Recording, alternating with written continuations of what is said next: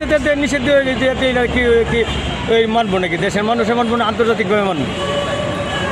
শেখ হাসিনাকে যে ফাঁসি রায় দেওয়া হয়েছে, ঠিক আছে, শেখ হাসিনা যদি ফাঁসি যদি উনি যদি বিচার অন্যায় করে দেয়, উনি বিচার হবে। এদিকে সত্য না, এটা তো মনে করেন গরিব দুঃখী মিনতি মানুষ, হ্যাঁ, মাটিও মানুষ তো তাদের সাথে তো আছে এই দলটার সাথে। হ্যাঁ, মনে হয় কৃষক আছে, শ্রমিক আছে, মনে করেন রিক্সাওয়ালা আছে, এই ঠেলাগাড়িওয়ালা আছে, বিভিন্ন, এত কোনো শুন না। যারা চুরি করছে তাদের বিচার হবে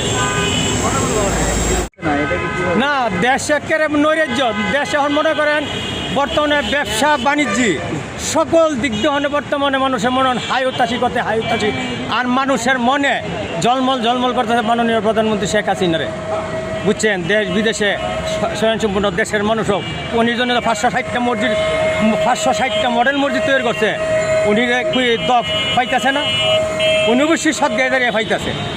অবশ্যই সবাই রক্ষা করার মালিক আল্লাহ। উনি হায়াত যতদিন আছে অতদিন বাঁচবে।